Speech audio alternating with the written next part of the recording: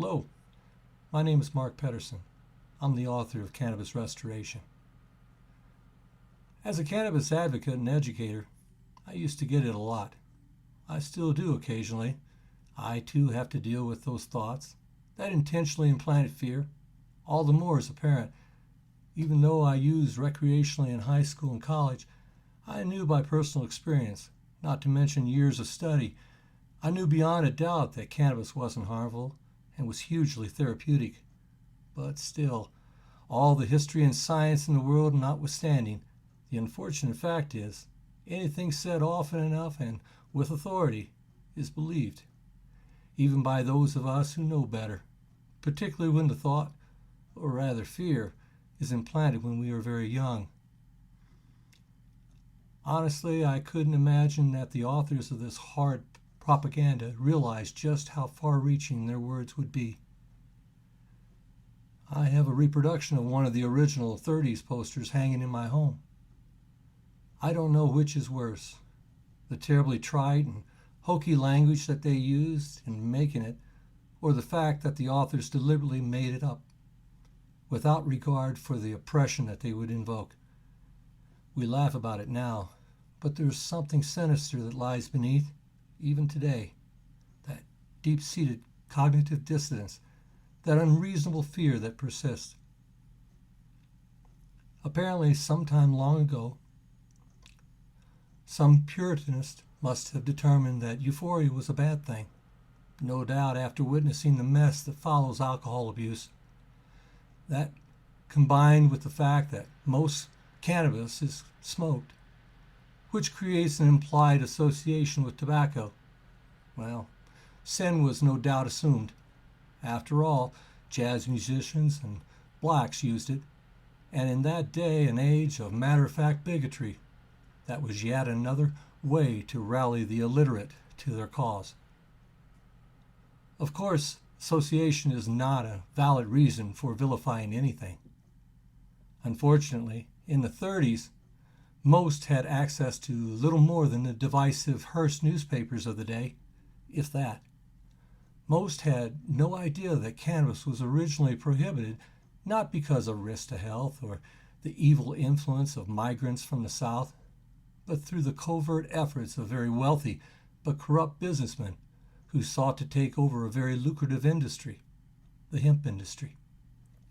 Cannabis has been used as a tool of bigotry in regard to Hispanics, African Americans, and the poor. Nixon's directive to incorporate cannabis in the controlled substance list in 1972 was documented an effort to legalize the arrest of war protesters. Again, it had nothing to do with health. Since then, cannabis possession has been used to justify everything from routine traffic stops to civil forfeiture. There seems to be quite a disparity today in the media.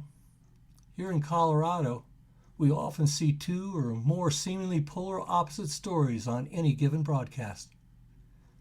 Stories of busts involving caregivers and home growers share networks with heartwarming stories of pediatric seizures being curbed with cannabis. It's so confusing, what with even dispensary packaging being required by law to brandish warnings of possible harm to children and expectant mothers. So we have a substance being distributed for therapeutic use that is also a Schedule I controlled substance, with no medical benefit and considerable potential for harm, that is documented to kill cancer, but is considered harmful to small children and expectant mothers, but stops pediatric seizures and cancers, but cannot be legally handled by a physician, while readily handled and sold by 20-something bud tenders.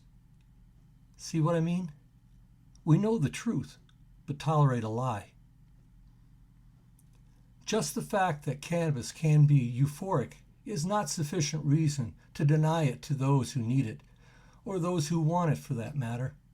Cannabis is actually highly nutritious food.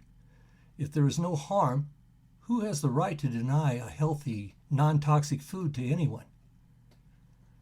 That could be understood with toxins like alcohol and prescription drugs, but not cannabis. When we consume alcohol or prescription drugs, the liver sees them as poison, rightfully so because they are. In large doses, the liver swells and strains to convert these toxins to a non-volatile substance. Poison that makes its way past these filters makes its way to the brain, where it causes inflammation, swelling, pain, and in turn, cell death. Cannabis, however, passes through the liver, virtually unobstructed, because the liver sees it as food. Most importantly, phytocannabinoids are treated similar to those we produce endogenously. Our bodies find little difference between phytocannabinoids and endogenous endocannabinoids when they are present in our bloodstream. Their effects, they're quite similar when they reach our CB1 receptors in our brains. You see, even a high is an endogenous response. What our bodies do not need immediately is stored in our fat cells. When we exert or injure ourselves, the phytocannabinoids are released, much as our endogenous counterparts, into our bloodstream and dispatched to where they can do their job. Cannabis, particularly the cannabinoid THC, actually opens endocannabinoid receptors and stimulates the production of our own endocannabinoids, thus supplementing a system that is responsible for homeostasis, promoting our body's balance. If we are active, cannabinoids pass quickly through our bodies. If we are complacent, they may linger. That's why cannabinoids can still appear in our blood and urine long after its consumption. Cannabis is nourishment for our bodies, a medicine and a food. Hippocrates said very long ago, "Let your food be your medicine, and your medicine be your food." Cannabis is a neuroprotectant, so it actually protects the brain. According to the 2003 patent on cannabinoid process, cannabis is effective in preventing stroke and in treating those who have experienced stroke. Science and the pharmaceutical industry have known these things for a very long time now. Cannabis does not cause brain damage in adults or in children. That's a physical impossibility. Reports that suggested that it did were proven to be propaganda spread by our own government. You should be highly suspect of anyone that promotes these antiquated, vicious lies. In spite of the fact that cannabis is non-toxic and actually nourishment for the human body, there are those who still do not want their children to have access. What do I say to them? Throughout the course of any given day, our children are exposed to a plethora of toxic, even highly lethal toxins. Prescription drugs are often left out on kitchen counters and coffee tables. Most households do not lock up cleaning supplies, let alone medicine or liquor cabinets. Toxic chemicals are usually stored together under sinks and in unlocked cabinets, often without childproof lids. Let's not even get into the host of poisons found in virtually every garage. Sweet-tasting antifreeze comes to mind. Yet, most children don't ingest these poisons, even though they are easily accessible. Why? Two things: parental guidance when we are children, and personal accountability when we are grown. In other words, when we are children, we rely on our parents or guardians to instruct us in regard to how we should behave. That's parental guidance. Being intelligent creatures, we learn. We build on the knowledge we are given as we grow. With it, we are able to safely navigate this complex and dangerous world.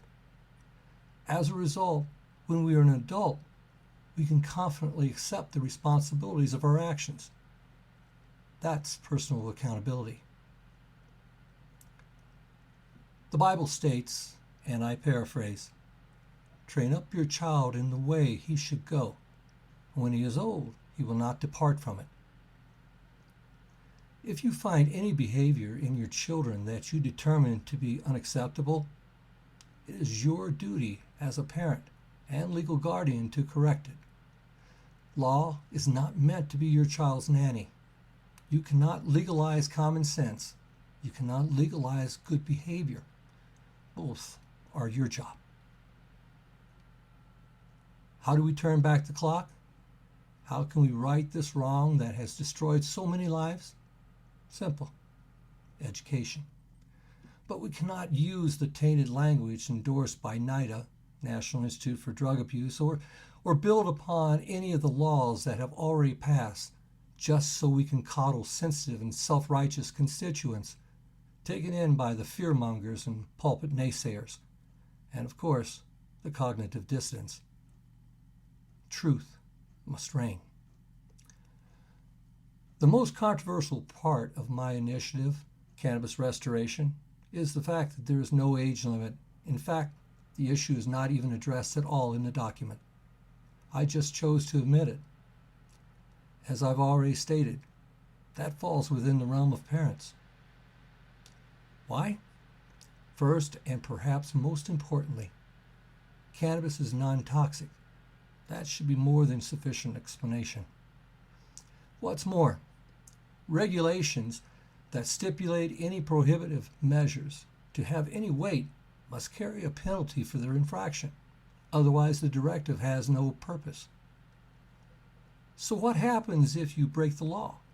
One would think the punishment should never outweigh the crime. But what happens when there is a penalty for something that causes absolutely no harm?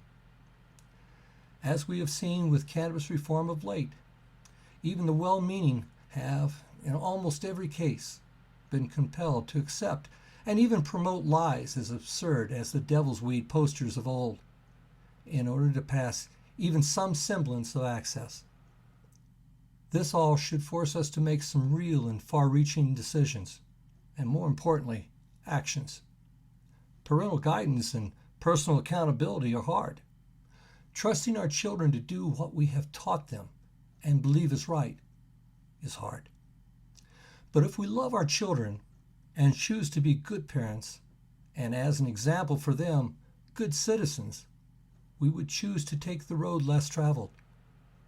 Trust. It's so difficult to earn and so easy to lose. Our children know when they're being lied to, and they remember. When children learn the truth, will they hear it from you first? What about our children? What about the world that we're leaving for them? You know, this is about far more than cannabis. It's about honesty and truth. Are you willing to stand for either? Can you imagine a world where mindless judgment no longer surpasses the truth we know? And ultimately, do you have the courage to be a part of the epiphany, the change we all know must come?